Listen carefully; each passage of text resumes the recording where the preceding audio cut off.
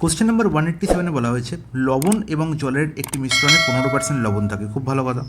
যদি 4 কেজি জল বাষ্পীভূত হয়ে যায় তবে মিশ্রণে 18% লবণ থেকে যায়, তাহলে মিশ্রণে আসল পরিমাণ নির্ণয় করো। তাহলে আসল পরিমাণ মানে মিশ্রণটা কত কেজি ছিল সেটা নির্ণয় করতে হবে। ঠিক আছে, তাই ধরলাম মিশ্রণ ছিল n কেজির। তাহলে এই n কেজির মিশ্রণে আমি দেখতে পাচ্ছি 15% লবণ আছে। কত পার্সেন্ট লবণ? 15% লবণ আছে। ওকে, তাহলে এবার দেখা গেল না মিশ্রণ থেকে 4 কেজি জল কী হয়ে গেছে, উবে গেছে। তাহলে মিশ্রণের পরিমাণ এখন 4 কেজি কমে গেল, হ্যাঁ কি না বলবে? হ্যাঁ দাদা একদম ঠিক। তাহলে মিশ্রণের পরিমাণ যে 4 কেজি কমে গেল, এবার 4 কেজি কী চলে গেছে? জল চলে গেছে। লবণ তো চলে যায়নি, লবণ একই আছে, কিন্তু লবণের পার্সেন্টেজ বেড়ে হয়ে গেছে কত? 18%। তাহলে পার্সেন্টেজ বেড়েছে কিন্তু লবণের কোয়ান্টিটি বাড়েনি। তাহলে আমি বলবো যে n পরিমাণ মিশ্রণের 15% যে পরিমাণ লবণ হবে, n-4 পরিমাণ মিশ্রণের 18% লবণ কিন্তু সেম হবে। হ্যাঁ কি না বলবে? হ্যাঁ একদম ঠিক, তাই তো? বলবে হ্যাঁ একদম গাইস, কোনো অসুবিধা নেই। তাহলে দেখো পার্সেন্টেজ সাইন আমি দুই থেকে কী করতে পারি? অমিট করতে পারি, কারণ কি গুণে আছে। তাহলে আমি এখান দুই থেকে কী করলাম? পার্সেন্টেজ সাইনকে অমিট করে দিলাম, কারণ কি পার্সেন্টেজ সাইনের নিচে একটা 100 হবে, তাহলে 100 কী হবে? ক্যান্সেল আউট হয়ে যাবে। তাহলে না করে আমি পার্সেন্টেজ সাইন লিখলামই না। ঠিক আছে, ডাইরেক্ট 15n = 18n মাইনাস কী লিখতে পারি? 18 × 4। তাহলে 18n - 15n that is 3n, that is 3n = 18 × 4। Minus sign কী হয়ে গেছে? ক্যান্সেল আউট হয়ে গেছে। এগুলো কিন্তু মুখোমুখি করতে হবে, তবেই কিন্তু স্পিড বাড়বে। তাহলে 18 × 4, 18 × 4 লিখে দাও, গুণ করারও দরকার নেই। দেখো 3 × 6 = 18, 6 × 4 = 24। তার মানে অ্যাকচুয়ালি 24 কেজির কী ছিল? আমার মিশ্রণটি ছিল অপশন সি হবে প্রশ্নের সঠিক আনসার। যদি বলে এখন মিশ্রণের পরিমাণ কত হয়েছে, 4 কেজি কম 20 কেজি হয়েছে। Is it clear? বলবে হ্যাঁ একদম জলের মতো পরিষ্কার। চলে যে পরের প্রশ্ন। একজন মানুষ স্রোতের অনুকূলে 15 কিমি পথ 3 ঘন্টায় যাচ্ছে। আচ্ছা, স্রোতের অনুকূলে মানে ডাউন স্ট্রিম। তাহলে ডাউন স্ট্রিমে যাচ্ছে 15 কিলোমিটার 3 ঘন্টা। তাহলে ডাউন স্ট্রিমের স্পিড কত? না 15/3, 15/3 দ্যাট ইজ 5 কিমি/আওয়ার। ওকে গাইস, এবার কী বলা যায়? স্রোতের প্রতিকূলে সেই পথ ফিরতে 7.5 ঘন্টা সময় লাগে। তার মানে কি? প্রতিকূল মানে কি? আপস্ট্রিম। তাহলে আপস্ট্রিমের স্পিড কত হলো? না 15 কিমি, ফিরছি 7.5 ঘন্টায়। ওকে গাইস, তাহলে তুমি বলবে 7.5কে দুগুণ করলে 15 পাই, তাহলে আলটিমেট 2 কিমি/আওয়ার পেয়ে গেলাম। কি না? আপস্ট্রিমের বেগ। নির্ণয় করতে হবে কি? স্থির জলে মানুষটির গতিবেগ। আর স্থির জলে মানুষের গতিবেগ কী করে পাবো? মানে স্থির জলে মানুষের গতিবেগ পেতে গেলে আমাকে কী করতে হবে? ডাউন স্ট্রিমের স্পিড আপস্ট্রিমের স্পিডকে যোগ করে 2 দিয়ে ভাগ করে দিতে হবে। ব্যাস গল্প শেষ। 5 + 2 মানে 7/2, তার মানে হচ্ছে কত? 3.5 কিমি/আওয়ার। It's not it? বলবে হ্যাঁ একদম ঠিক, কোনো অসুবিধা নেই। অপশান বি হচ্ছে কারেক্ট আনসার। চলে যাই পরের প্রশ্ন। একজন পিতা ও পুত্রের বর্তমান বয়সের সমষ্টি 36 বছর। খুব ভালো কথা। তাহলে পিতার পুত্র, ফাদার অ্যান্ড সান, এদের বর্তমান বয়সের কত? যোগফল কত? 36। পুত্র যখন পিতার বর্তমান বয়সে পৌঁছবে তখন তাদের বয়সের সমষ্টি হবে 80 বছর। খুব ভালো কথা। এবার এখানে একটা কাজ করো, পিতা পুত্র ফাদার অ্যান্ড সান না লিখে ধরো ফাদারের বর্তমান বয়স হচ্ছে এক্স এবং সানের বর্তমান বয়স হচ্ছে ওয়াই। তাহলে এদের যোগফল হচ্ছে কত? 36। ইজ ইট ওকে? বলবে হ্যাঁ একদম ওকে।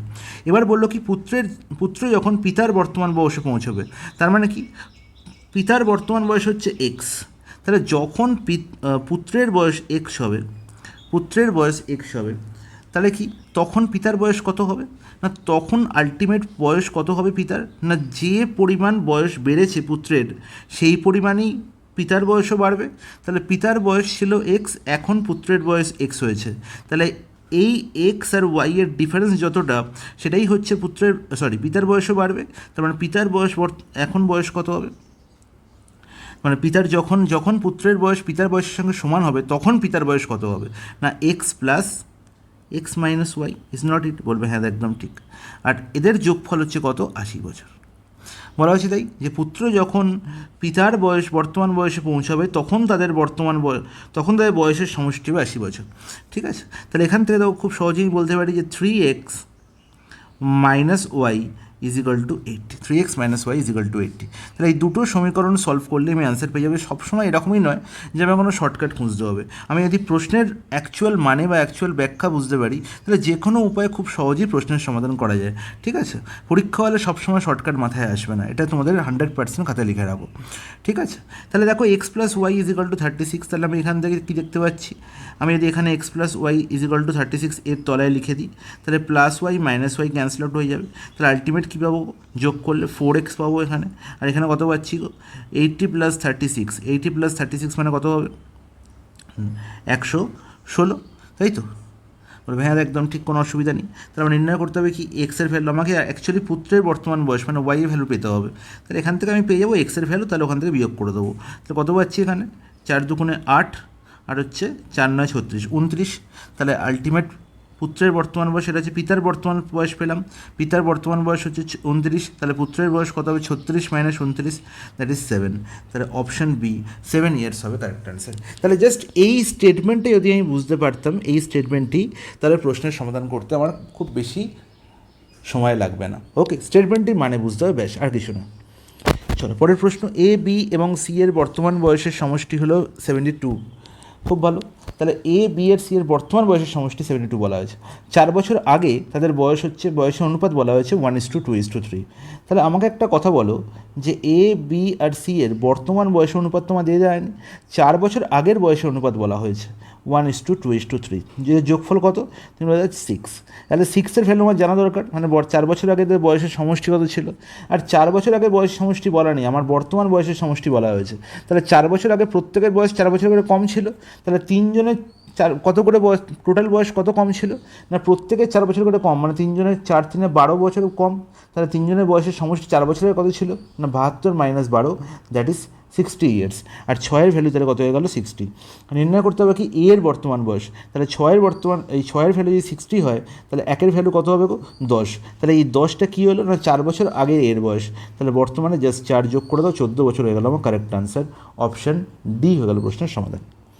নেক্সট প্রশ্ন, একটি মেশিনের মূল্য বার্ষিক 25% হারে হ্রাস পায়, যদি এর বর্তমান মূল্য 14400 হয়, তাহলে 2 বছর পরের মূল্য কত? তাহলে আমরা অনেকবার এই ধরনের প্রশ্নের সমাধান করেছি। 25% হ্রাস পাচ্ছে, 25%-এর ফ্র্যাকশন ভ্যালু কত, 1/4, তার মানে 4-এ 1 কম, তার মানে হচ্ছে কত মূল্যটা, 3/4 গুণ হচ্ছে। তাহলে যদি বর্তমান মূল্য 14400 হয়, তাহলে এটি 1 বছর পরে 3/4 গুণ হবে, আরও 1 বছর পরে, 2 বছর পরে জানতে চাইছে, তাহলে আরও 1 বছর পরে আরও 3/4 গুণ হবে। তাহলে এটাই হচ্ছে 2 বছর পরের মূল্য নির্ণয় আনসার। তাহলে বলো এবার 4 × 4 = 16, 16 × 9 = 144, তাহলে আলটিমেট কত হলো, 3 × 3 = 9 × 9 = 81, তার মানে 81, তার পাশে দুটো শূন্য হলো আমার কারেক্ট আনসার অপশান এ। চলে যাই পরের প্রশ্ন, কত বছরে বার্ষিক চক্রবৃদ্ধি সুদের 10% হারে 2000 টাকা 2420 রুপিস হবে। ওকে, তাহলে 2000 টাকা হচ্ছে আমার প্রিন্সিপাল, অ্যামাউন্ট হচ্ছে কত, 2420।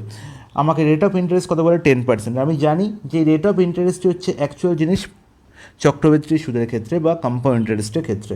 10% ফ্র্যাকশন ভ্যালু কত, 10 টাকায় 1 টাকা সুদ, তার মানে টাকাটা কী হচ্ছে, 11-10 গুণ হচ্ছে। তার প্রত্যেক বছর টাকা কী হচ্ছে, 11-10 গুণ হচ্ছে, প্রত্যেক বছর টাকা 11-10 গুণ হচ্ছে। তার মানে আমার এই যে অ্যামাউন্ট, এই 11 কী প্রকাশ করে না অ্যামাউন্ট, আর 10 কী প্রকাশ করে, প্রিন্সিপাল। তাহলে প্রত্যেক বছর টাকা কী হয় না A/P গুণ হয় বা 11/10 গুণ হয়। তার মানে 1 বছরে দাদা টাকাটা 11/10 গুণ হচ্ছে, মানে 11/10 হোল টু দি পাওয়ার 1 হচ্ছে। আর 2 বছর হলে কী হবে, 11/10 হোল স্কোয়ার হবে। 3 বছর হলে কী হবে, 11/10 হোল কিউব হবে, তাই তো? আমি যদি n টাকা ব্যাংকে রাখি, সেটা প্রথম বছর কী হলো, 11-10 গুণ হলো, হ্যাঁ কি না? দ্বিতীয় বছর কী হলো, আবার 11-10 গুণ হলো, তৃতীয় বছর কী হলো, আবার 11-10 গুণ হলো। তার মানে কি প্রত্যেক বছর টাকা কী হচ্ছে, 11-10 গুণ হচ্ছে। তাহলে প্রথম বছর পর টাকা কত হচ্ছে, n × 11-10। দ্বিতীয় বছর পর তৃতীয় বছর এসে টাকা কত হচ্ছে না n × 11-10 আবার গুণ হয়েছে, তাহলে আগের 11-10-এর সঙ্গে 11-10 গুণ করলে 11-10 হোল স্কোয়ার। তারপরে দেখো প্রত্যেক বছর টাকা কী হচ্ছে না এই 11-10-এর পাওয়ার কী হচ্ছে, ইনক্রিজ করছে, যত বছর ইনক্রিজ করবে পাওয়ারও ইনক্রিজ করবে। তাহলে আমি যদি A/P এর মাথায় এই ভদ্রলোককে খুঁজে বার করি, তাহলেই আমি টাইম পেয়ে যাব। তাহলে কী পেয়ে যাবো, আমি টাইম পেয়ে যাবো। তাহলে আমার দেখো A আর P বলা আছে 2420 আর এখানে 2000। তাহলে বলো তো এদের কাটাকুটি করলে আমি কী পাচ্ছি, 441 আর 121/100। তাহলে আলটিমেট 11/10 হোল স্কোয়ার পেলাম। বলবে হ্যাঁ একদম পেলাম। তাহলে আলটিমেট টাকাটি কত বছরের জন্য আমার ইনভেস্ট ছিল, 2 বছরের জন্য। এটাই হচ্ছে আমার টাইম, তাহলে অপশান কী হবে, ডি হবে কারেক্ট অ্যান্সার। বোঝা গেল? বলবে হ্যাঁ দেখো সুন্দর বোঝা গেছে, কোনো অসুবিধা নেই। নেক্সট প্রশ্ন, একটি পরীক্ষা 58% প্রার্থী ইংরেজিতে এবং 68% গণিতে পাশ করেন, কিন্তু 17% গণিত এবং ইংরেজি উভয় ক্ষেত্রেই ব্যর্থ হয়েছে। তাহলে এই লাইনটি খুব ইম্পর্ট্যান্ট, এই যে কিন্তু 17% গণিত এবং ইংরেজি উভয় ক্ষেত্রেই ব্যর্থ হয়েছেন, এখানে কিন্তু প্রশ্নের মধ্যে একটা টুইস্ট আছে। কীরকম টুইস্ট দেখো, ভেন ডায়াগ্রামের সাথে এই ধরনের প্রশ্নের সমাধান আমি তোমাদের শিখিয়েছি।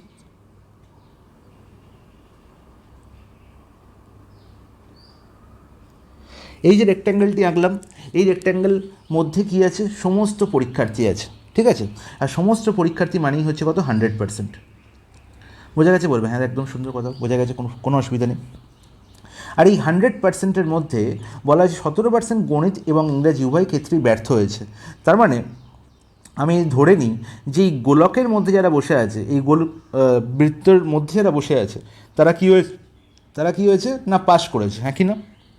সরি গাইস, বলবে হ্যাঁ একদম ঠিক কথা, এদের মধ্যে যারা আছে যারা পাস করেছে। তাহলে এই গোলকের বাইরে যারা বসে আছে এই জায়গায়, তারা সবাই কী হয়েছে, ফেল করেছে। তারা কী হয়েছে, সবাই ফেল করেছে। তাহলে সেই ফেলের পরিমাণ বলা হয়েছে 17%। ওকে গাইস, তাহলে 17% যদি এই বাকি জায়গায় বসে থাকা লোক হয়, তাহলে গোলকের মধ্যে বসে থাকা লোক কতজন হবে, তুমি বলতে 100 - 17, অ্যান্ড দ্যাট ইজ 83%। তাহলে এই পুরো জায়গায় 83% লোক বসে আছে। কত পার্সেন্ট? 83% লোক। Is it clear? বলবে হ্যাঁ একদম ক্লিয়ার। তার মধ্যে বলছে 58% প্রার্থী ইংরেজিতে। তাই ধরলাম এই যে গোলকটি এটা হচ্ছে ইংরেজির গোলক, আর এই যে গোলকটি এটা হচ্ছে ম্যাথের গোলক, ঠিক আছে, এটা ইংলিশ এটি, আর এটি হচ্ছে ম্যাথ। বলা হচ্ছে 58% কোথায় পড়ে আছে না ইংলিশে, আর 68% কোথায় বসে আছে না গণিতে। এরা হচ্ছে পাশ করেছে।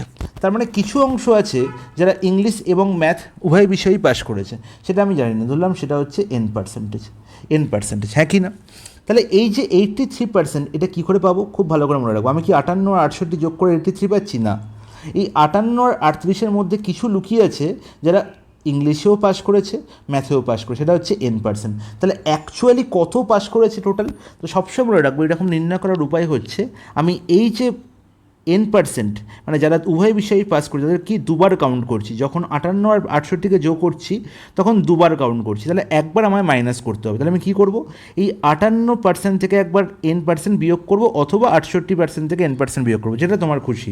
তাহলে আমি যদি এখান থেকে বিয়োগ করে নিই, তাহলে বলবো 58 - n%। এরা হচ্ছে শুধু ইংরেজিতে পাস করেছে, শুধু ইংরেজি, মনে থাকে যেন, ঠিক আছে। আর প্লাস এর সঙ্গে যদি 68% করে দিই, তাহলে আমি পেয়ে যাবো কি টোটাল পাস, এবং যার ভ্যালু হচ্ছে কার সঙ্গে সমান না এই 83%-এর সঙ্গে সমান। কার সঙ্গে সমান বাবা না 83%-এর সঙ্গে সমান। Is it clear? বলবে হ্যাঁ একদম ক্লিয়ার, কোনো অসুবিধা নেই, ঠিক আছে। পার্সেন্টেজ চিহ্ন দেওয়ার দরকারও নেই, দিতেও পারো যা তোমার ইচ্ছা। তাহলে দেখো 58 আর 68 যোগ করে কত হচ্ছে, তুমি বলে দাও 126। তাহলে আলটিমেট এনের ভ্যালু কত হয়ে গেল না 126 - 83 করলে কত হয় 43%। তাহলে আমার কি দেখতে পাচ্ছি না 43% পরীক্ষার্থী আছে যারা উভয় বিষয়তেই কী হয়েছে, উত্তীর্ণ হয়েছে, এবং যার ভ্যালু বলা হয়েছে 2150-এর সঙ্গে সমান। তাহলে কতজন প্রার্থী পরীক্ষায় অংশ নিয়েছিল, মানে 100%-এর ভ্যালু আমার নির্ণয় করতে হবে। তাহলে 43%-এর ভ্যালু কত না 2150 গাইজ। তাহলে কত গুণ হয়েছে, তুমি বলো 5 গুণ হয়েছে। কত গুণ? 5 গুণ। তাহলে 100%-এর 5 গুণ করবো, তাহলে আমি কত পাবো, সরি 5 না 50 গুণ হয়েছে। তাহলে 50 গুণ করলে কত আনসার পাবো না 5000 হয়ে যাবে আমার টোটাল পরীক্ষার্থী। অপশান এ হবে প্রশ্নের সঠিক সমাধান। তো বোঝা গেল? বলবে হ্যাঁ খুব সুন্দর বোঝা গেছে, কোনো অসুবিধা নেই। চলে যাই পরের প্রশ্ন, 195 নম্বর প্রশ্ন। কী বলা হয়েছে না 1/√1 + √2 প্লাস 1/√2 + √3 প্লাস 1/√3 + √4 প্লাস 1/√80 + √81। তাহলে আমি এই প্রশ্নটির সমাধান দেখেই বলবো যে আনসার হবে যে কত না √1, আর এখানে দেখবো √81, এদের ডিফারেন্স, ঠিক আছে। তাহলে √81 মানে হচ্ছে 9, আর √1 মানে হচ্ছে 1, তার মানে 8 হবে প্রশ্নের সঠিক সমাধান। কী করে বললাম, ঠিক আছে। মনে রাখতে হবে যে যখন আমার এই ফরম্যাটে কোনো একটি সিরিজ দেখব, এবং যেখানে ব্যাপারটা এরকম আছে, দেখো 2 আর 1, এই যে রুটের মধ্যে এরা বসে আছে যে সংখ্যাগুলো, তাদের ডিফারেন্স কত করে 1, 3 আর 2 ডিফারেন্স কত 1, 4 আর 3 ডিফারেন্স কত 1, 81 আর 80 ডিফারেন্স কত 1। তাই যদি এদের ডিফারেন্স 1 হয়, তাহলে সর্বদা মনে রাখবো যে কীরকম হবে, দেখো ভালো করে বুঝে নাও ব্যাপারটা। আমি যদি এই 1/√1 প্লাস √2 এর করোনেশন করি তাহলে তুমি কী বলবে দাদা √2 বড় অবভিয়াসলি, তাহলে √2 মাইনাস √1 দিয়ে ওপর নিচে গুণ করে দিন। তাহলে ওপরে যদি গুণ করে দিই তাহলে কী ঘটনা ঘটবে না, নিচে হবে a plus B into a minus B, তার মানে কি a square minus B square হবে, তাই তো। √2 প্লাস √1 আর √2 মাইনাস √1 যদি উপর নিচে আমি গুণ করে দিই তাহলে দেখো a plus B a minus B মানে a square minus B square, আর √2 হোল স্কোয়ার মানে 2 আর 1 হোল স্কোয়ার মানে 1, সরি √1 হোল স্কোয়ার মানে হচ্ছে 1, তার মানে আলটিমেট 2 মাইনাস 1 মানে নিচে কত পাবো 1 পাবো। তার মানে নিচের এই ভদ্রলোকের কোনো ভ্যালু নেই, নিচের কোনো এই ভদ্রলোকের কোনো ভ্যালু রইল না। তাহলে আলটিমেট আমি এখান থেকে ভ্যালু পেয়ে গেলাম যে 1/√1 plus √2 is equal two √2 minus √1। Similarly 1/√2 plus √3 এখানে আমি কী লিখতে পারি না, এখানে আমি লিখতে পারি √3 মাইনাস √2, √3 মাইনাস √2। তাহলে এবার দেখো ডট ডট ডট আমি যদি লাস্ট টার্মটাকে লিখি 1/√80 প্লাস √81, এখান থেকে আমি কী পাবো না √81 মাইনাস √80। ওকে গাইজ বলবেন হ্যাঁ একদম। দেখো এদের সবাইকে যদি যোগ করি, আমি এদের সবাইকে যদি যোগ করে দিই তাহলে নিশ্চয়ই আগের টার্মটা এরকম ছিল যে 1/√79 প্লাস √80, হ্যাঁ কি না বলবে হ্যাঁ একদম ঠিক, এখানে কোনো তো গ্যাপ নেই। তার মানে এর আগের টার্মটা এরকম ছিল √79 প্লাস √80, তাহলে এর কোরিলেশন করলে আমি কী পেতাম না 1 বাদ দিলে আমি কী পাবো √80 মাইনাস √79। ওকে, তাহলে দেখো আমি যদি সবকটাকে যোগ করি তাহলে কী হচ্ছে না প্রথম টার্মের √2 আর মাইনাস √1কে যদি আমি অমিট করি, মানে যদি আমি না দেখি তাহলে দেখবো সেকেন্ড টার্মের সেকেন্ড টার্ম দেখো √2, এই ভদ্রলোক আগের টার্মের ফার্স্ট টার্মের সঙ্গে কী হয়েছে ক্যান্সেল আউট হচ্ছে, ঠিক আছে। তাহলে এখানে যে √1 পড়ে থাকছে এ পড়েই থাকছে, এর কিন্তু কোনো সলিউশন হচ্ছে না, কিন্তু কারোর সঙ্গে কেটে যাচ্ছে, তাহলে মাইনাস √1 পড়ে রইল। আর তারপরে দেখো এই পরের সেকেন্ড টার্মের প্লাস ফার্স্ট টার্ম দেখো √3, নিশ্চয়ই আবার পরের টার্মের কী হবে সেকেন্ড টার্মের সঙ্গে কেটে যাবে।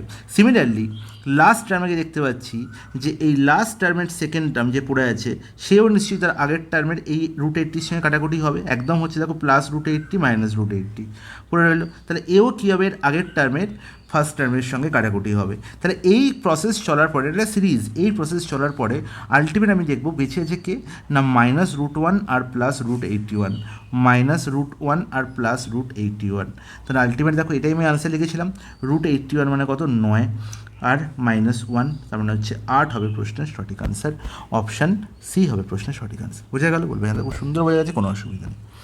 নেক্সট প্রশ্ন, 15 জনের একটি দল 6 মাসে 4,500 টাকা ব্যয় করে, 4 মাসে 25 জনের একটি গোষ্ঠীর মোট ব্যয় খুঁজে বার করুন যদি উভয় ক্ষেত্রেই ব্যক্তি প্রতি ব্যয় সমান হয়। তাহলে এটিই হচ্ছে আমার মেন গল্প, উভয় ক্ষেত্রেই ব্যক্তি প্রতি ব্যয় সমান, উভয় ক্ষেত্রেই ব্যক্তি প্রতি ব্যয় আমার হচ্ছে সমান।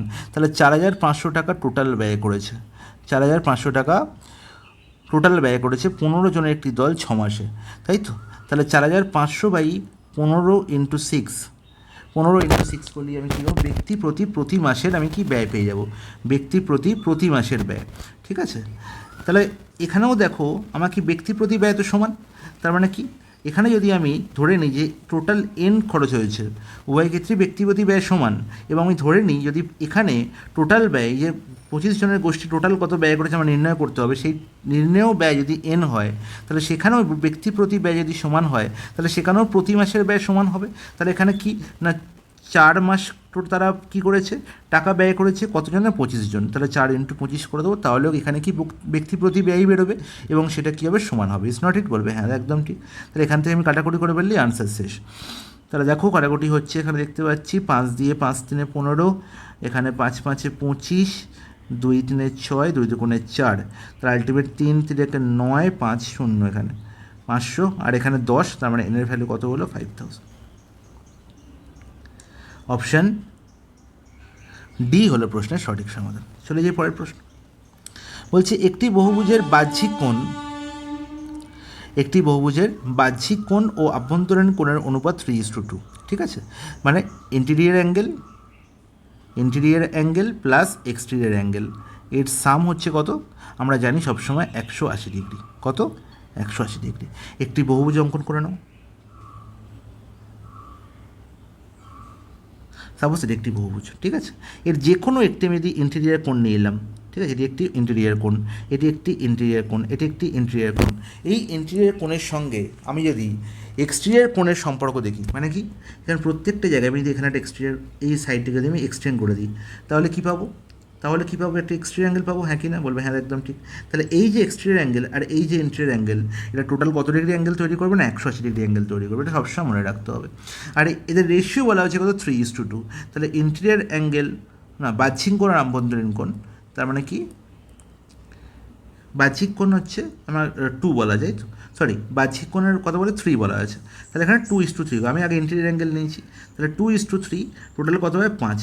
আর এই 5-এর ভ্যালু বলা হয়েছে কত, 180। 5-এর ভ্যালু কত বলা হয়েছে, 180।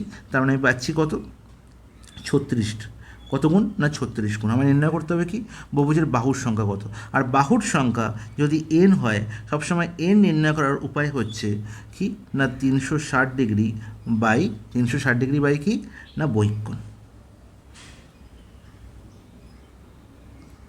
ওকে গাইস, বলবে হ্যাঁ একদম ঠিক, কোনো অসুবিধা নেই।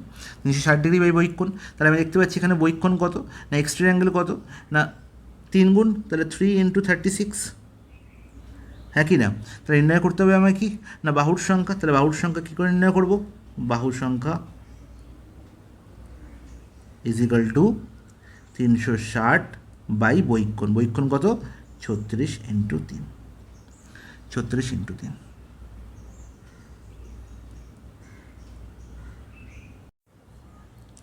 তাহলে কোশ্চেন নাম্বার 196 এসে হয়ে গেল প্রবলেম। এখানে দেখছি আমরা আনসার মিলছে না, তাহলে কী করা যায়, কিছু তো নিশ্চয়ই প্রবলেম আছে। তাহলে 10/3, 10/3 তো হতে পারে না। আচ্ছা, এখানে প্রবলেমটা হয়েছে উল্টো, সেটা হচ্ছে এই বাহ্যিক কোণ এবং আভ্যন্তরীণ কোণের অনুপাত 3:2 আছে, এখানে এই প্রবলেম হচ্ছে, এটা উল্টো হবে, এটা 2:3 হবে। তার মানে এটা ধরেছিলাম সেটা ঠিক, যে ইন্টেরিয়র অ্যাঙ্গেল হচ্ছে 3 আর এক্সটেরিয়র অ্যাঙ্গেল হচ্ছে 2। ইন্টেরিয়র অ্যাঙ্গেল হচ্ছে 3 এবং এক্সটেরিয়র অ্যাঙ্গেল হচ্ছে 2। তাহলে দেখো 5 36 গুণ হচ্ছে, তাহলে এখানে আলটিমেট আমার নির্ণয় করতে হবে কার ভ্যালু না, 2-এর ভ্যালু। আর 2-এর ভ্যালু 36 গুণ, এক্সটেরিয়র অ্যাঙ্গেল নির্ণয় করতে হবে, 2 × 36 করলে কত হয় না, 72 হয়। তাহলে 72 ডিগ্রি হচ্ছে আমার কি, কার ভ্যালু না, এক্সটেরিয়র অ্যাঙ্গেল ভ্যালু। তাহলে বাহুর সংখ্যা কী হবে, 360/72 পাবো, 360/72। তাহলে স্পেলিং আমার প্রিন্টিং মিস্টেক, একটু ইগনোর করবে ব্যাপারটা। তাহলে 360/72 হচ্ছে কত না, 5। তার মানে আমরা কি দেখতে পাচ্ছি, অপশান এ হয়ে যাবে কারেক্ট আনসার। বহুভুজের বাহুর সঙ্গে কত বেরোলো না, 5টি বাহু আছে। ওকে, চলে যাই পরের প্রশ্ন। 197 নম্বর প্রশ্ন, বার্ষিক চক্রবৃদ্ধি 5% সুদের হারে 2 বছরে কোনো একটি টাকা সুদের মূল্য 3,528 টাকা। তার মানে এখানে অ্যামাউন্ট দিয়েই দিয়েছে, অ্যামাউন্ট দিয়ে দিয়েছে, আমরা নির্ণয় করতে হবে আসল। ঠিক আছে, তাহলে আমরা জানি 5% সুদের হার, তাহলে 5%-এর ফ্র্যাকশন ভ্যালু কত, 5% ফ্র্যাকশন ভ্যালু তুমি বলে দাও 1/20। তারপরে 20 টাকা যদি আমার প্রিন্সিপাল হয়, তাহলে অ্যামাউন্ট হবে 21 টাকা, ক বছর পরে, 1 বছর পরে। ইটস নট ইট। তাহলে প্রত্যেক বছর টাকা 21-এর 20 গুণ হচ্ছে, তাহলে এখানে 2 বছর পরে হয়েছে, তাহলে 2 বছর পরে টাকাটি কত গুণ হবে না, 21/20 whole square. It's not it, বলবে হ্যাঁ একদম ঠিক। তাহলে 21-এর হোল স্কোয়ার করলে কত, 441, আর 20 হোল স্কোয়ার করলে কত, 400। তাহলে 441-এরই ভ্যালু বলা হয়েছে কত, অ্যামাউন্ট এটি। 441 কী অ্যামাউন্ট, আমরা জানি প্রত্যেক বছর টাকা A/P গুণ হচ্ছে। তাহলে 441 কী হচ্ছে, অ্যামাউন্ট, আর অ্যামাউন্টের ভ্যালু কত বলা হয়েছে না, 3528। ইটস নট ইট, বলবে হ্যাঁ একদম ঠিক। তাহলে কত গুণ হচ্ছে, 8 গুণ হচ্ছে ডাইরেক্ট। তাহলে এখানেও 8 গুণ করে দাও, গল্প শেষ। 3200, অপশান বি হবে প্রশ্নের সঠিক আনসার।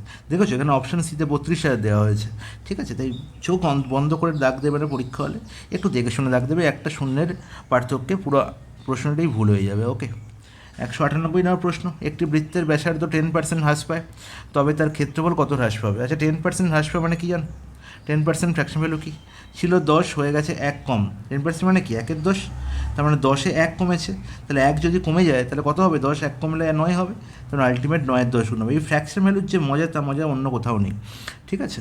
তার মানে কি, আমরা দেখতে পাচ্ছি ব্যাসার্ধ মানে কি, ব্যাসার্ধ মানে কি, এখানে দেখতে পাচ্ছি, তোমরা যদি কনসেপ্ট ক্লিয়ার থাকে তোমরা ডাইরেক্ট বলতে পারবে, যদি কনসেপ্ট ক্লিয়ার না থাকে আমি কি বলবো, ধরে নাও যে বৃত্তের ব্যাসার্ধ হচ্ছে 100R বা 10R, সাপোজ 10R, তাহলে ক্ষেত্রফল কত হবে গো, ক্ষেত্রফল কত হবে না, ক্ষেত্রফল হবে πr², মানে π × 10 হোল স্কোয়ার, π × 100 × r। এই যে পাই, এই পাই হচ্ছে কি এখানে কনস্ট্যান্ট, তাই কনস্ট্যান্টে কোনো ভ্যালু থাকে না পার্সেন্টেজ চেঞ্জে, তাই পার্সেন্টেজ চেঞ্জের সময় আমি কি করতে পারি, এই কনস্ট্যান্টকে অমিট করে দিতে পারি। তাহলে আমার কি ছিল না, ব্যাসার্ধ ছিল, রেডিয়াস ছিল কত না 10R, আর আমার আলটিমেট ক্ষেত্রফল কত হলো, আমার ক্ষেত্রফল কত হলো না 100R, ক্ষেত্রফল কত হলো 100R। এবার কী হয়েছে না, আলটিমেট আমি দেখছি যে ব্যাসার্ধ 10% হ্রাস পেয়েছে, মানে 9-10 গুণ হয়েছে, আর 10R 9-10 গুণ কত 9R, তাই তো। তাহলে এখন ক্ষেত্রফল কী হবে, 9R হোল স্কোয়ার মানে 81R স্কোয়ার, 81, সরি এখানে R স্কোয়ার ছিল, 81R স্কোয়ার। তাহলে দেখো আলটিমেট কতটা রিডিউস করলো না, 100 ছিল 81 হলো, মানে 19 কমেছে, 19R স্কোয়ার কমেছে, কত 100R স্কোয়ারে। তাহলে 100-এর ওপর কোনো কিছুই কমা মানে তত পার্সেন্টেজই কমা, তাহলে এই R স্কোয়ারেরও কোনো ভ্যালু নেই। দেখো তাহলে আলটিমেট কত হলো 19% আমার রেডিয়াস, এই এরিয়া কমলো, কত ক্ষেত্রফল কত কমলো না 19% রিডিউস হলো, অপশন বি কারেক্ট অ্যান্সার। এবার তুমি কি করবে, তুমি তো শিক্ষিত হয়ে গেছো, তুমি এখন যথেষ্ট ভালো অঙ্ক শিখে গেছো, 200খানার উপর অংশ কাছাকাছি প্রশ্ন সলভ করে পেয়েছো, তুমি এখন বলবে দাদা 10% হ্রাস মানে হচ্ছে 10-এ 1 কম, মানে 9-10 হয়েছে, তার মানে 9-10 হচ্ছে, তাহলে সাইড 9-10 হচ্ছে, তাহলে এরিয়া কত হবে না, এরিয়া এর হোল স্কোয়ার, এরিয়া সবসময় কী হোল স্কোয়ার, এরিয়া সবসময় কী হবে হোল স্কোয়ার। তাহলে আলটিমেট এরিয়া কত হলো 81/100, তার মানে যে এরিয়া ছিল 100 সে আলটিমেট এখন 81-তে দাঁড়িয়েছে, তাহলে কতটা কমেছে না 19 কমেছে, কতই কমেছে, সবসময় ইনিশিয়ালের ওপর কমে, তার মানে 100 কমেছে, তাহলে কত পার্সেন্টেজ কমেছে 19% কমেছে, অপশান বি হয়ে গেল correct answer. Is it clear guys, বলবে হ্যাঁ জলের মতো পরিষ্কার, এর থেকে পরিষ্কার হতেই পারে না। নেক্সট প্রশ্ন, 199, একজন ক্রিকেট খেলোয়াড় 10টি ইনিংসের রানের গড় হচ্ছে 32, খুব ভালো কথা। পরের ইনিংসে তাকে কত রান করতে হবে যাতে তার রানের গড় 4 বৃদ্ধি পায়, তার মানে কি আমাকে এমন পরিমাণ জিনিস আনতে হবে, 32 তো আনতেই হবে, 32-এর থেকে বেশি আনতে হবে, যাতে যে বেশি পরিমাণটা আমি সবার মধ্যে ভাগ করে দিলে প্রত্যেকে 4 পায়। তাহলে প্রত্যেকে 4 পায় মানে কতজন 4 পায়, 10টা ইনিংস ছিল, পরের একটা ইনিংস খেললো, মানে টোটাল 11টা ইনিংস হলো, এবং 11টা ইনিংসে প্রত্যেককে 4 করে দিলে কত টোটাল আনতে হবে না 44 আমাকে এক্সট্রা আনতে হবে। তাহলে এটাই হচ্ছে আমার এক্সট্রা টোটাল রান করতে হবে, এক্সট্রা কত রান করতে হবে 44, টোটাল কত রান করতে হবে 11th ইনিংসে, টোটাল কত রান করতে হবে 11th ইনিংসে না 32 তো করতেই হচ্ছিলো, plus extra 44, and that means 76, option A হবে প্রশ্নের সঠিক আনসার। বোঝা গেল, হ্যাঁ খুব সুন্দর বোঝা গেছে। নেক্সট প্রশ্ন, কোশ্চেন নাম্বার 200, দুটি নৌকা এ ও বি 108 কিলোমিটার দূরত্ব দুটি স্থান থেকে একে অপরের দিক থেকে শুরু হয়, খুব ভালো কথা। তাহলে এ আর বি দুটি নৌকা 108 কিলোমিটার দূরত্বে আছে, ওকে, সরি গাইস, এ এখান থেকে যাত্রা শুরু করছে, বি এখান থেকে যাত্রা শুরু করছে, ঠিক আছে। বলা হয়েছে স্থির জলে এ ও বি নৌকার গতিবেগ যথাক্রমে 12 কিমি/আওয়ার, ওকে, এবং 15 কিমি/আওয়ার। আর কি বলা হলো, যদি এ স্রোতের অনুকূলে, এ আছে কি ডাউন স্ট্রিমে, আর বি আসছে কি আপস্ট্রিমে, বি স্রোতের প্রতিকূলে যাত্রা করে তারা কখন মিলিত হবে। সবসময় মনে রাখবো যে ডাউন স্ট্রিম আপস্ট্রিমের কনসেপ্ট এখানে আমার কাজেই লাগবে না, কেন দেখো আমি ডাইরেক্ট বলবো যে আমি জানি যে মিটিং টাইমের ফর্মুলা কি, মিটিং টাইমের ফর্মুলা সবসময় জানি আমি ডিস্টেন্স বাই রিলেটিভ স্পিড, যেহেতু এরা পরস্পরের বিপরীত দিক থেকে আসছে, তাহলে আমি এদের ইন্ডিভিজুয়াল স্পিডের সাম করে দেবো, তাহলে রিলেটিভ স্পিড পেয়ে যাবো। ডিস্টেন্স কত 108 কিলোমিটার, রিলেটিভ স্পিড কত 12 + 15 হচ্ছে 27, ঠিক আছে। তাহলে 108/27, তার মানে কতক্ষণ 4, তার মানে 4 ঘন্টা পরে তারা মিট করবে, 4 ঘন্টা, অপশান বি কারেক্ট অ্যান্সার। এবার তোমার মনে প্রশ্ন এটা আসবে যে দাদা এ তো ডাউন স্ট্রিমে, এ তো আপস্ট্রিমে আসছে, তাহলে এখানে তো স্পিড 12 আর 15 থাকবে না, যেহেতু ডাউন স্ট্রিমে আসছে, তাহলে এর স্পিড কি হবে না 12 প্লাস স্পিড, কার স্পিড না ওয়াটারের স্পিড, তাই তো। স্রোতের গতিবেগ এক্স ধরেছি, আর যেহেতু আপস্ট্রিমে আসছে তাহলে এর স্পিড কত হবে 18 - ইস নট ইট, বলবে হ্যাঁ একদম ঠিক, সরি 18 না 15 - 15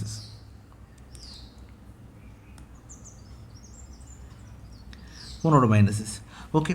তাহলে এবার দেখো আলটিমেট স্পিড আমি পেয়ে গেলাম 12 + আর 15 - তাহলে আমার টাইম কী করে নির্ণয় করবো না distance by relative speed, relative speed কী করে পাবো, দেখো 12 + s প্লাস 15 - s, দেখো +s - s ক্যান্সেল আউট হয়ে গেল, তাহলে এসের কী কোনো গুরুত্ব আছে, বলবে না কোনো গুরুত্ব নেই, আমি তো ঠিকই বলেছিলেন একদম ডাইরেক্ট 108/27, 108/27, ডাইরেক্ট 4 ঘন্টার আনসার বেরিয়ে গেল। তাহলে আলটিমেট আমি যখনই দেখব যে আপস্ট্রিম এবং ডাউনস্ট্রিম একই পজিশনে আছে, মানে এখানে এ আর বি এর ক্ষেত্রে এ যে দিক থেকে আসছে তার বি উল্টো দিক থেকে আসছে, তখন স্ট্রিমের কিন্তু কোনো গুরুত্ব নেই, তখন কিন্তু স্ট্রিমের কোনো গুরুত্ব নেই। কিন্তু যদি এরা একই দিকে যেত, একই পজিশনে থাকতো, তখন কিন্তু স্ট্রিমের গুরুত্ব থাকতো, কারণ এখানে দুই ক্ষেত্রেই কী হতো না, আইদার স্ট্রিম প্লাস হতো অথবা স্ট্রিম মাইনাস হতো। ঠিক আছে, তাই যখন দুজনের বিপরীত দিক থেকে আসছে, তখন কিন্তু স্পিডের কোনো গুরুত্ব নেই, স্পিড কি সেম, স্পিডের বেগ সেম, তাহলে কী হবে, এটা ক্যান্সেল আউট হয়ে যাবে। বাট যদি স্পিড একই দিক থেকে ক্যালকুলেট করে, যদি দুজনেই একই দিকে যাত্রা করে, তাহলে কিন্তু স্পিডের গুরুত্ব থাকবে, এটা মাথায় রাখবে। তো এই হচ্ছে আমার 200 অব্দি প্রশ্নের সলিউশন হয়ে গেল। 201 নম্বর প্রশ্নে চলে আসি। কোশ্চেন নাম্বার 201-এ কী বলা হয়েছে, যখন জল জমে বরফ হয় তখন তার আয়তন 10% বৃদ্ধি পায়। তাহলে এখন বরফ গলে জল হলে আয়তন কত শতাংশ হ্রাস পাবে? তো প্রশ্ন দেখেই আনসার আমার দাগ দেওয়া উচিত 9.1/11%, কারণ এখন তোমরা জেনে গেছো যে 10%-এর ফ্র্যাকশন ভ্যালু হচ্ছে 10/1। তার মানে যদি আমার জলের আয়তন 10 থাকতো, বলে যে জল জমে যখন বরফ হয় তখন আয়তন 10% বৃদ্ধি পায়, তাহলে 10 কত বেড়েছে না 1 বেড়েছে, তার মানে আলটিমেট কত হয়েছে না 11-10 গুণ হয়েছে। তাহলে এটা ছিল আমার ওয়াটারের ভলিউম, আর এটা এখন হয়েছে আইসের ভলিউম। কার ভলিউম? আইস। ঠিক আছে, এবার যদি আইস থেকে ওয়াটার হয়, তার মানে 11 থেকে 10 হবে, 11 থেকে 10 হবে, তাহলে কত কমবে? 1 রিডিউস করবে। এবার কতই কমবে সেটা সবসময় মাথায় রাখতে হবে, যে ইনিশিয়াল আমার যার ছিল, আমি আলটিমেট কি 10 থেকে 11-এ পৌঁছে গেছি, তাহলে এখন কিন্তু ইনিশিয়াল 10 নেই, আমি যে পজিশান থেকে যে পজিশানে আসছি, আগের পজিশান হচ্ছে ইনিশিয়াল। তাহলে আইস থেকে আমি ওয়াটারে আসছি, তার মানে আইস থেকে আমি আইস স্টেট থেকে, বরফ স্টেট থেকে আমি ওয়াটার স্টেটে আসছি। ঠিক আছে, তার মানে আমার আইস হচ্ছে আমার ইনিশিয়াল, তার মানে 11 হচ্ছে আমার ইনিশিয়াল, তার মানে 1/11 আমার কী হচ্ছে, রিডিউস করছে। তাহলে 1/11 মানে কত পার্সেন্টেজ না 9.1/11%। দাদা সবাই বলবে, কারণ আমি সবাইকে বলে দিয়েছি যে 1/11 মানে 9.1/11%ই হয়, একে ইন্টু 100 দিয়ে গুণ করে করার কিন্তু কোনো প্রয়োজন নেই। ঠিক আছে, 1/11 মানে 9.1/11% রিডিউস করবে, আর 1/9 মানে, এই দুটো খুব ইম্পর্টেন্ট দুটো ফ্র্যাকশন টু পার্সেন্টেজ চেঞ্জ, খুব ভালো করে মনে রাখতে হয় যে 1/9 মানে কত হয়, 1/11 মানে কত। 1/11 মানে 9.1/11, আর 1/9 মানে 11.1/9, খুব ভালো করে মাথায় রাখবে। ওকে গাইস, চলে যাই পরের প্রশ্ন।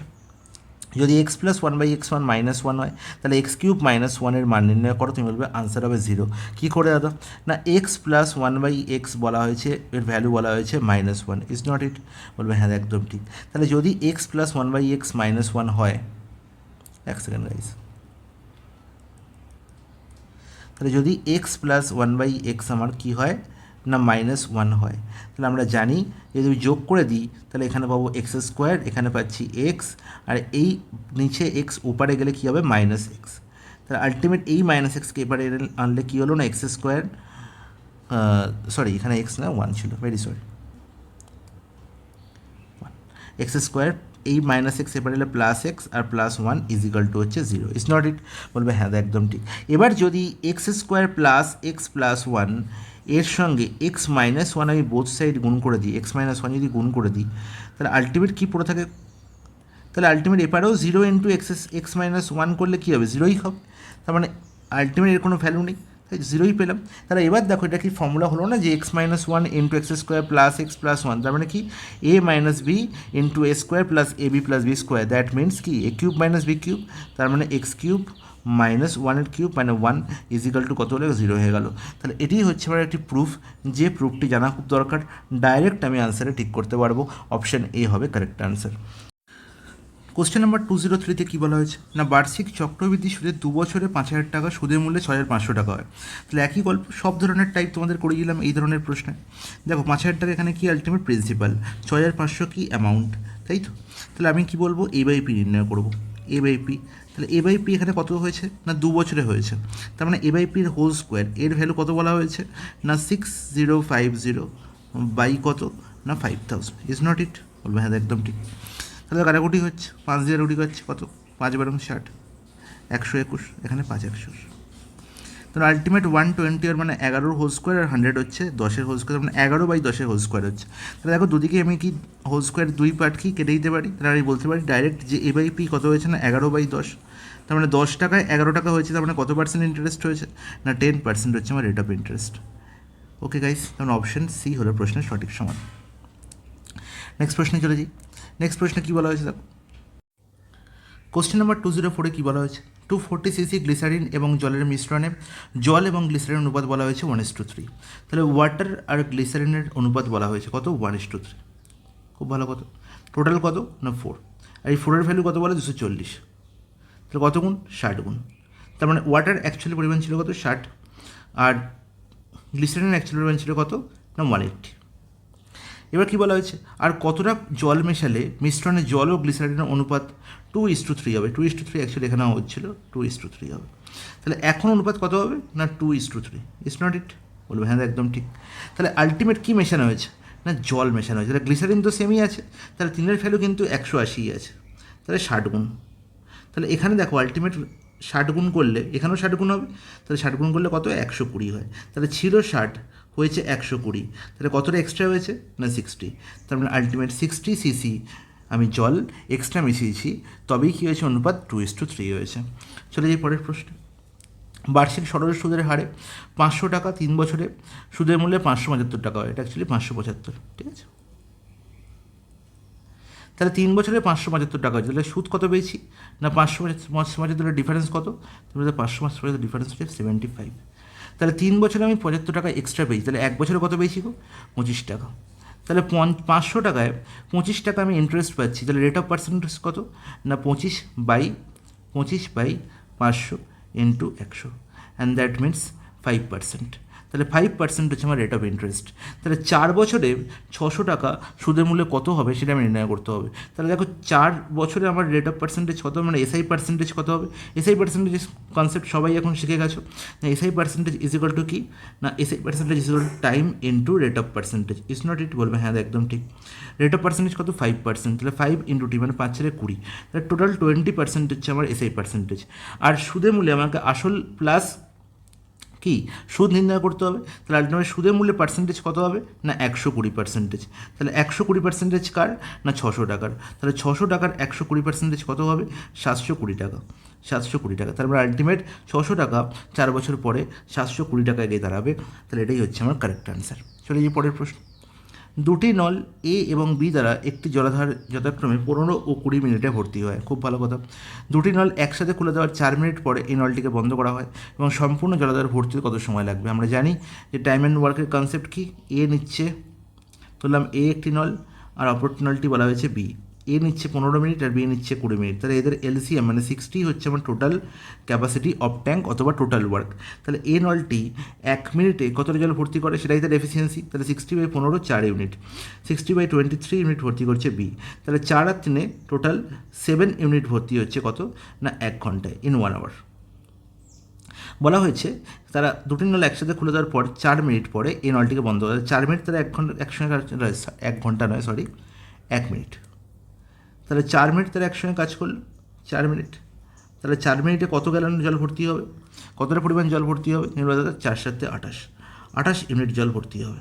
ঠিক আছে, টোটাল 60 ইউনিট হচ্ছে কাজ করতে হবে। তাহলে রিমেনিং ওয়ার্ক কত, রিমেনিং ওয়াটার কত না 60 - 28 দ্যাট ইজ 32। তাহলে 32 ইউনিট আমাকে এখনও ভর্তি করতে হবে। সেটা কে করবে না অবভিয়াসলি বি করবে, কারণ তো একে বন্ধ করে দিয়েছি। তাহলে বির এফিসিয়েন্সি কত 3, তাহলে কত সময় লাগবে 32/3, আর 32/3 মানে 10 × 2/3, তাহলে 10 ঘন্টা তো লাগছেই, প্লাস 2/3 মানে হচ্ছে কত 2/3 ইন্টু 60 মিনিট, তার মানে 3 × 20 60 মানে 40 মিনিট। তাহলে 10 ঘন্টা 40 মিনিট বিয়ের টাইম লাগছে বাকি জল ভর্তি করতে। তাহলে এবার বলো টোটাল কত টাইম লাগছে। তাহলে এখানে 4 মিনিট লাগছিল, এখানে এটা 32 মিনিট, তাহলে কি আলটিমেট আমি কত পেলাম না 10 মিনিট আর এত সেকেন্ড। তাহলে 10 মিনিট এখানে আর এখানে 40 সেকেন্ড। তাহলে আলটিমেট 10 মিনিট আর 4 মিনিট মানে কি 14 মিনিট। তাহলে 14 মিনিট 40 সেকেন্ডে আমার পুরো গল্প শেষ হয়ে যাবে। অপশন ডি হবে কারেক্ট অ্যান্সার। তাহলে এই ছিল আমার 206 অবধি টোটাল 20টি প্রশ্নের সমাধান আজকে সেটে। নেক্সট সেটে আবার 20টি প্রশ্নের সমাধান দেখব। তো আশা করবো আজকে সেটে অনেক ইম্পর্টেন্ট কয়েকটি বেশ অসাধারণ প্রশ্নের সমাধান তোমরা শিখেছো, স্পেশালি কম্পাউন্ড ইন্টারেস্টের উপর অনেকটা টাইপ শিখেছো, এবং এই প্রশ্নগুলো কিন্তু আগত যে কোনো এক্সামের জন্য খুব ইম্পর্টেন্ট। ওকে গাইস, তো দেখা হবে পরের ক্লাসে। আজকের মধ্যে এখানে শেষ করলাম। আর অবশ্যই টেলিগ্রাম চ্যানেলে লিঙ্ক হয়ে যাবে, কারণ 200টি প্রশ্ন এই যে সেট পিডিএফ আমি কিন্তু সানডের মধ্যেই আপলোড করে দেবো। ওকে গাইস, তো চলো গাইস আজকের মধ্যে এখানেই শেষ করলাম। Tata, good night.